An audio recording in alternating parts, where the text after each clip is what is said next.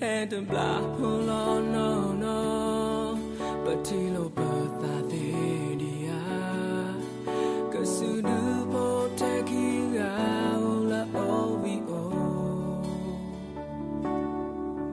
you ain't no quam black in the Bible, the clue that does a good dog, you ain't no learn, no, who you talk to the so pull on, no, that's a good idea. With a super and dark well of Facebook. You ain't no learner, T-body, you dark where boy learn the road. You ain't no learn nothing, you dark a so boy.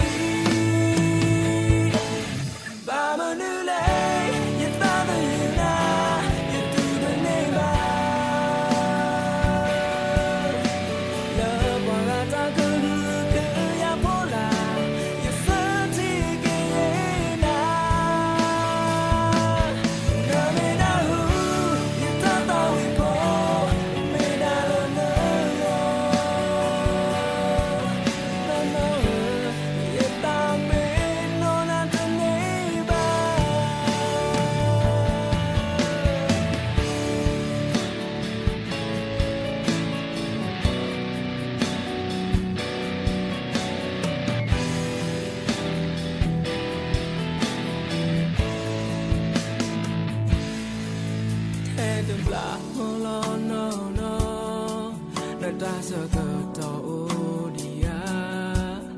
Cause you do protect you out,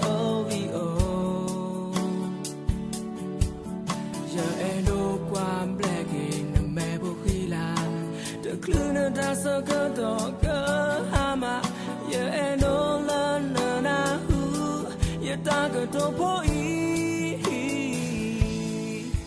Ted so pull on, no. But you know